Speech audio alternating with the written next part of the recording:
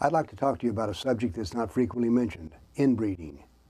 Do an experiment for yourself. Go to your computer and Google Iszlám inbreeding, and I think you'll be stunned at the results. You'll find that in the Arab world, 40 to 50% of all marriages are inbred. In Egypt, 40% of the marriages are to a first cousin. In Saudi Arabia, 2/3 of the people who marry a close relative. And in Britain, the Pakistani refugees, 55% of their marriages are to first cousins. Now, the result of inbreeding is genetic damage. You get increased diseases, mental retardation, and lower intelligence. I call inbreeding a crime against the next generation.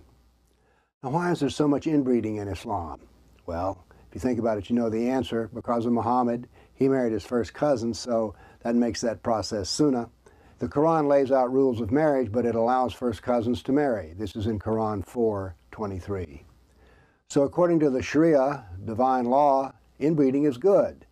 And what are the results of the Sharia? Half of Muslims are inbred, with lower intelligence. Insanity rates are higher with inbred people, and the closer you are in blood relation, the more schizophrenia there is. In Denmark, 3 times as many Muslims fail the military intelligence test as the average Dane. 2/3 of all the Muslims in Denmark are illiterate. And in Denmark, education for slow children, slow learners, accounts for 1/3 of their educational budget. It's expensive to have such people. The Sharia is evil since it dictates the suffering of people as Allah's wish. Now think about this. Islam says it is destined to rule the world. And if it does, inbreeding will be everywhere and humanity will actually devolve. And this can't be changed because the Sharia is Allah's law.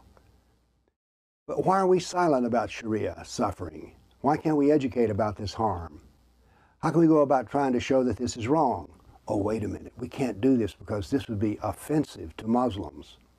So we won't be including incest in part of the explanation about the beauty of Islam in our schools. Can we find a Muslim who will say that inbreeding is wrong? Will he abjure this because science agrees it is wrong? Can we run a social program to educate immigrants who come here about genetic damage? Well, as good as that sounds, because it would reduce suffering, that would be Islamophobic. How evil does something have to get before we can talk about it? I want to prevent a crime against the next generation. Am I a bigot to talk? And are you afraid to talk? This is a serious problem and it needs to be addressed. Again, go out and Google Islam and inbreeding and see what you think. Thank you.